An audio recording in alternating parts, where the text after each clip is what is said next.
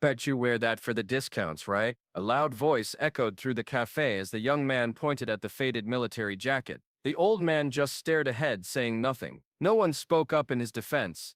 But minutes later, the door chimes rang. A group of military personnel entered, standing at attention before him. Who was this old man, and why did they raise their hands in salute? Welcome to QH. Let's uncover what really happened. Raymond Wolf's morning ritual never changed.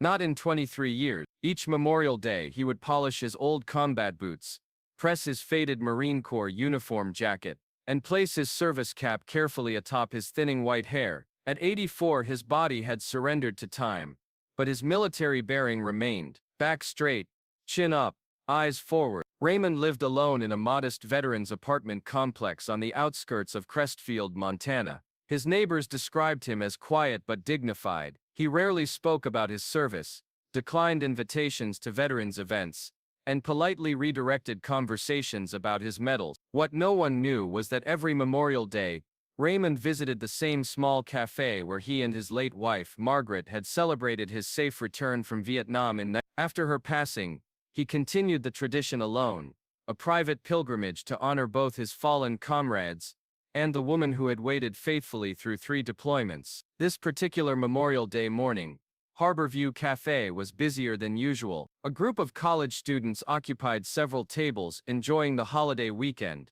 Regular customers filled the counter while families with children claimed the larger booths. Raymond entered silently, navigating between tables with the careful movements of someone accustomed to physical pain, but too proud to do it. He took his regular corner table beside the window, where a shaft of May sunshine illuminated the dust motes dancing in the air. Sophie, a waitress who had worked at Rosie's for over a decade, recognized him immediately. She didn't know his name or story, but she remembered him from previous Memorial Days, always alone, always in uniform, always ordering a single black coffee. "Good morning, sir," she said, placing a menu before him. "Just coffee, please," Raymond replied, his voice soft but clear. "Black." As Sophie turned toward the counter, the bell above the door chimed again. 3 young men in their mid-20s entered, laughing loudly about someone's recent breakup. The leader of the group, a tall athletic man with carefully styled hair and an expensive watch, scanned the room for available seating. His gaze landed on Raymond, and his lips curled into a smirk. "Check out G.I. Joe over there," he said to his friends, loud enough for nearby tables to hear. "Bet he'd dust that thing off once a year for the free pancakes." His companions chuckled uncomfortably, glancing at Raymond, who remained still, his weathered hands clasped on the table before him. Emboldened by the absence of rebuke, the young man, Logan Price, 26, financial advisor at his father's firm, continued, "Bet you wear that for the discounts, right?" he called out, directly addressing Raymond now. The cafe fell silent. Conversations halted mid-sentence. Silverware paused halfway to mouse. Even the kitchen sounds seemed to dim. Raymond didn't respond.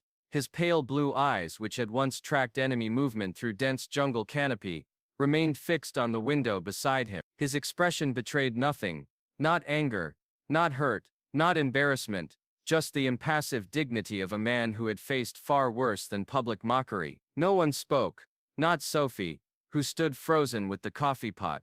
Not the manager, who peeked out from the kitchen at sudden silence. Not the elderly couple 3 tables over, who exchanged knowing glances. Logan laughed again, though with less conviction. "Guess he can't hear me," he stage whispered to his friends. "Or maybe that uniform's from a costume shop." Raymond slowly placed his service cap on the table and reached for the coffee Sophie had finally delivered, with trembling hands. His fingers, gnarled with arthritis and old battle scars, wrapped around the mug with deliberate precision. At a nearby table, an elderly woman with silver hair leaned toward her husband. "That's him," she whispered urgently. "The one who pulled you out of the trench." "I'm certain of it." Her husband squinted, studying Raymond with sudden intensity. Recognition dawned slowly across his face, followed by disbelief, then a profound reverence. Outside the cafe window, a black SUV with government plates, pulled to the curb. When everyone turns away, only conscience remains. Want to know what happens next? As Logan's mockery hung in the air, subtle reactions rippled through Harborview Café. A middle-aged man in a corner booth discreetly pulled out his smartphone and typed Raymond Wolf Marine into a search engine. His eyebrows lifted as he scrolled through the results. Sergeant Francis Raymond Wolfe, USMC, Korea and Vietnam veteran, Purple Heart recipient, Silver Star for valor in combat. The man quietly showed his screen to his wife, whose hand flew to her mouth. He's a real hero, the man whispered, angling his phone so others nearby could glimpse the search results, which included a black and white photograph of a younger Raymond in full dress uniform, stern-faced and impossibly straight back. At the counter, a young woman in her late 20s observed the situation with increasing distress. She slipped outside, phone already pressed to her ear. Uncle David, it's Alyssa. I need you to come to Harborview Café right now. Her voice dropped to an urgent whisper. There's a Marine veteran here being harassed. Elderly man wearing his uniform. Someone just called him a fake. She listened briefly. Yes, I'm sure. Memorial Day, full dress, white hair. Another pause. No, I don't know him. But you always said we owe them respect, especially today. Inside, Logan's friends had grown visibly uncomfortable with his behavior. One checked his watch repeatedly. Another studied the menu with unnecessary intensity. Logan himself sensed the shift in atmosphere, the silent disapproval radiating from the other patrons, but pride prevented him from backing down. Maybe he's deaf, Logan suggested loudly. Hey sir, he called to Raymond, thank you for your service. His air quotes around the word service drew a sharp intake of breath from nearby tables. Raymond remained still, his attention seemingly fixed on something distant and invisible. From an outside perspective, he appeared either oblivious or indifferent to the mockery, but those seated closest to him noticed the subtle tightening of his jaw, the almost imperceptible tremor in his right hand. With methodical calm, Raymond reached into his jacket and withdrew a worn envelope, yellowed with age, increased from decades of handling. From inside, he removed a faded photograph and a letter, placing them carefully beside his coffee cup. The photograph showed a young woman with dark hair and a brilliant smile standing before a 1960s-era Harborview Café. The letter, written in delicate feminine handwriting, was dated May 3rd. If you come home to me, Raymond, promise we'll have coffee here every year on this day. I'll wait for you forever if I must, and if I'm gone before you, keep our tradition. Perhaps someday someone will remember. Sophie, delivering orders to a nearby table, caught a glimpse of the letter and photo. Her eyes welled with tears as understanding dawned. This wasn't just any veteran enjoying a free coffee. This was a man honoring both fallen comrades and a personal promise made half a century ago. Outside, the black SUV that had parked moments earlier disgorged a young Marine in casual civilian attire. Lieutenant Nathan Drake, 32, had received his Aunt Alyssa's call while attending a Memorial Day service 2 miles away. He entered Harborview Café alone, scanning the room until his gaze landed on Raymond's uniform figure. Recognition flickered across his face, followed by a mixture of awe and uncertainty. He approached Raymond's table slowly, stopping at a respectful distance. Sergeant Wolfe, he asked quietly. Raymond looked up, momentary confusion giving way to the habitual assessment of a combat veteran, evaluating threat, position, intent in mere seconds. Yes, Lieutenant Nathan Drake, Sir 2nd Battalion 5th Marine. A flash of emotion crossed Raymond's weathered features, the briefest acknowledgement of shared brotherhood. Same unit, he replied softly. I know, sir. Lieutenant Cooper straightened slightly. My grandfather served with you, Nathan Drake Sr. Raymond's eyes widened slightly. Coop, he said, using a nickname long forgotten by all but those who had shared foxholes and firefights. Good Marine, brave man. Yes, sir. He told me stories about you my whole life. About Hill 9. Nearby patrons listened intently now, sensing something significant unfolding. Logan, still standing with his friends near the entrance, shifted uncomfortably. Your grandfather, Raymond began, then paused to clear his throat. He made it home okay, Lieutenant Cooper nodded. Lived to 82, passed 3 years ago, but he never stopped looking for you. None of them did. I didn't want to be found, Raymond admitted. They figured that out eventually, but today is different. The lieutenant glanced toward the window. They're outside, sir. The survivors, and their children, and their grandchildren. We've been gathering every Memorial Day for decades, hoping you might surface. Raymond's composure faltered for the first time. There can't be many left. 3 of the original squad, sir, plus 27 descendants. We call ourselves Wolf's Legacy. A murmur ran through the cafe as patrons began to understand. This elderly man in a faded uniform was not merely a veteran, but someone of extraordinary significance. I don't understand, Raymond said, genuinely perplexed. I was just a sergeant doing my job. Lieutenant Cooper's voice dropped. My grandfather said, you were the bravest man he ever knew. Said you went back into hell 7 times to pull them out. Said the citation doesn't even capture half of what you did that day. Raymond's gaze returned to Margaret's photograph. I promised her I'd come home, he said simply. Couldn't do that without bringing as many of our boys as possible. Outside, more vehicles had arrived.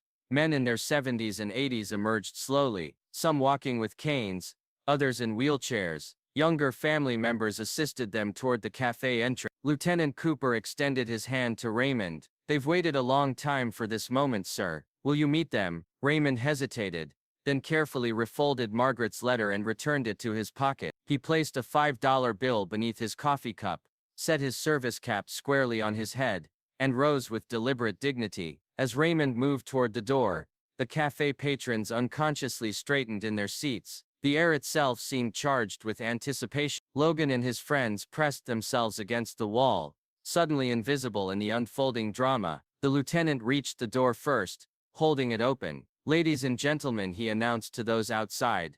I found him. I don't know about you, but this part really hit me. Type respect if it moved you too. The wind chimes above Rosie's cafe door tinkled softly as Lieutenant Cooper held it open. Raymond Wolf hesitated at the threshold, his weathered face revealing momentary uncertainty before resuming its stoic expression. For over 50 years, he had avoided recognition, ceremonies, and reunions. Now, without warning, his carefully maintained anonymity was evaporating before his eyes. As Raymond stepped outside, 6 Marines in immaculate dress blues snapped to attention on either side of the cafe entrance. Their synchronized movements, practiced, precise, instinctual, created a perfect corridor of honor. As one, they raised their right hands in formal salute, holding the position with statue-like stillness. Inside the cafe, patrons rose from their seats, drawn to the windows to witness the unfolding scene. Sophie, the waitress, pressed her palm against her heart. The elderly couple clasped hands tightly. Not a word was spoken, the collective silence born not from awkwardness,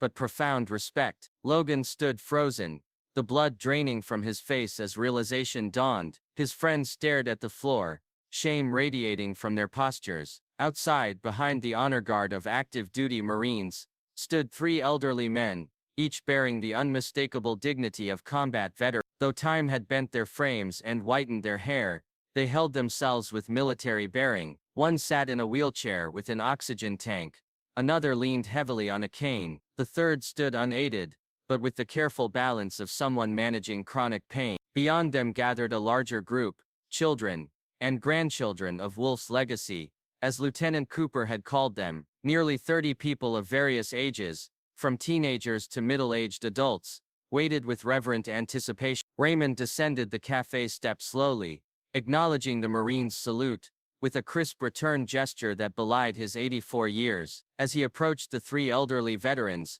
the man in the wheelchair removed his oxygen mask, with trembling hands. Sarge, he said, voice barely audible. Been a while. A flicker of recognition crossed Raymond's face. Martinez? Raymond Martinez? The man nodded, tears tracking down his deeply lined face. 54 years, 2 months and 17 days. But who's counting? The second veteran stepped forward. Williams, sir. Thomas William. And Jackson, said the third. You pulled us all out of that hellhole. Every last one of us. Raymond stood before them, his composure threatened for the first time. I thought, they told me Williams didn't make it. Thomas Williams shook his head, clinically dead for 6 minutes. But the medics brought me back, all because you got me to the extraction point. A distinguished man in his 60s stepped forward. Lieutenant Colonel Andrew Everett, current commander of the unit in which Raymond had once served. Sergeant Wolf, he said, extending his hand. We've been looking for you for 3 years. Raymond accepted the handshake with visible reluctance. I wasn't lost, Colonel.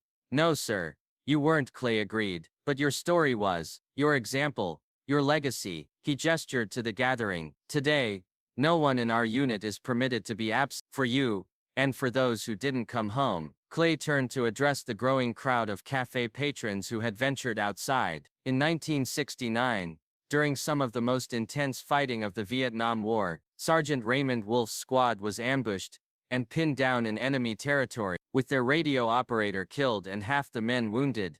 They had no way to call for extraction. Raymond's expression tightened, his eyes focusing on some distant point as the memories resurfaced. Sergeant Wolf made a decision. Clay continued. He moved through enemy fire to reach a secondary position where communications might be possible, but when he got there, he discovered more wounded Marines. Instead of continuing his mission, he dragged the first wounded man back to his squad's position. Clay's voice grew more intense. Then he went back 6 more times, under constant enemy fire with shrapnel wounds to his legs and back, each time bringing another Marine to safety. The crowd had fallen completely silent. Even the ambient street noise seemed to have hushed indifference to the story. On his 7th trip, Sergeant Wolf was hit badly, but he still managed to radio coordinates for evacuation before losing consciousness. All 7 Marines he rescued survived. Sergeant Wolf was extracted with them, but disappeared from the military hospital 3 days later. He was listed as AWOL, then eventually as having died from his wounds. Raymond's jaw tightened. I had someone waiting for me, he said quietly. Margaret, my wife. She'd already been told I was dead. I couldn't let the Corps keep me for debriefings and ceremonies when she was suffering. So you disappeared, Clay nodded. Became Francis Wolf. Civilian, moved to Montana with your wife. Never claimed your Silver Star or your second Purple Heart. Never contacted your unit. Never sought recognition. Recognition doesn't bring back the dead, Raymond replied, and I'd made her a promise. From the edge of the crowd, Alyssa, Lieutenant Cooper's niece, who had made the initial call, stepped forward. You didn't just save my grandfather that day, Mr. Wolf, you saved our entire family. 3 generations exist because of what you did. Colonel Everett reached into his uniform jacket and withdrew a small case. The Marine Corps doesn't forget its own. Sergeant, your medals were held in trust. Today we fulfill that trust. He opened the case to reveal the Silver Star and Purple Heart that Raymond had never claimed. These belong to you, as does our eternal gratitude. As Clay pinned the medals to Raymond's faded uniform jacket, the cafe patrons who had gathered outside spontaneously began to applaud. The sound swelled, echoing down the street. From the cafe doorway, Logan pushed forward, his face flushed with shame. He stopped before Raymond and dropped to one knee, head bowed. Sir, he said, voice cracking, I'm sorry, I didn't know. I was ignorant and disrespectful. Raymond studied the young man for a long moment. Stand up, son. Logan rose slowly, unable to meet Raymond's gaze. I didn't wear this uniform for recognition or respect, Raymond said, loud enough for others to hear. I wore it for them. He gestured toward the 3 elderly veterans, and for those who never came home, and for her. He touched the pocket containing Margaret's letter. The uniform doesn't make the man, Raymond continued. Sometimes the man makes the uniform worthy of respect. He extended his hand to Logan. We all make mistakes. It's what we learn from them that matters. Logan accepted the handshake, tears streaming down his face. As the formal ceremony concluded, the gathering transformed into an impromptu reunion. The 3 surviving squad members clustered around Raymond, sharing memories and introducing family members. Cafe patrons mingled with Marines, listening to stories spanning half a century. Sophie approached with fresh coffee for everyone. On the house, she insisted, it's the least we can do. The elderly woman who had recognized Raymond earlier made her way through the crowd, her husband following slowly. You won't remember me, she said to Raymond. I'm Catherine Williams. This is my husband, Thomas. She indicated the veteran Raymond had greeted earlier. You pulled him from that trench, the medic said. He'd never walk again, never have children. We have 4 and 11 grandchildren. Thomas Williams embraced Raymond with the fierce gratitude of a man who had waited decades to express it. I never thought I'd get to thank you in person. Raymond, overwhelmed by the day's events, simply nodded. I'm glad you made it home, Thomas. As the gathering continued, Lieutenant Cooper approached Raymond again. Sir, we have a tradition in our unit. Every Memorial Day, we gather to honor Wolf's legacy. We'd be honored if you would join us next year. Raymond glanced back at Harborview Café, at the corner table where he had faithfully kept his promise to Margaret for 23 years. "This is where I belong," he said quietly, "but perhaps you could all join me here instead." Cooper smiled. "I think we'd like that very much, sir." What moment in your life did justice arrive late, but still taste sweet? In the year that followed, Raymond Wolf's life transformed in ways he never anticipated. He remained in his modest veteran's apartment, declining financial offers and publicity opportunities. His only request was that Harborview Café preserve his corner table, not as a memorial but as a gathering place. The cafe owner did more than that. A discreet bronze plaque now identified the corner as Raymond's table, with smaller text beneath, "Veterans always welcome." Each Memorial Day, coffee was served free to anyone in uniform or carrying military items. Near the entrance hung a framed photograph, capturing the moment the 6 Marines had saluted Raymond, a powerful image of intergenerational respect that had gone viral after Alyssa shared it online. Beneath the photograph, a simple inscription read, "Some heroes never needed a stage, they needed a seat." Raymond himself adjusted gradually to his reluctant celebrity, though he still spoke little of his experiences. He accepted the occasional invitation to local schools, where he emphasized not war stories but the importance of promises kept in quiet integrity. Logan Price, the young man whose mockery had inadvertently triggered Raymond's recognition, underwent his own transformation. The shame of that Memorial Day prompted deep reflection about the values he'd absorbed in his privileged upbringing. He began volunteering at the Veterans Center where Raymond lived, initially as penance, but eventually as genuine service. On quiet evenings, the two would sometimes sit in the common room, Logan listening as Raymond shared carefully selected memories of Margaret, never of combat. Through these conversations, Logan gained something his expensive education had never provided: perspective. Alyssa Cooper wrote about the experience for the local newspaper. "On that Memorial Day, I witnessed something sacred, the silence of gratitude, not the absence of sound, but the presence of reverence. When those Marines saluted Sergeant Wolf, we all felt it, the weight of sacrifice, the burden of survival, the honor of remembrance." Her article, originally intended for the community section,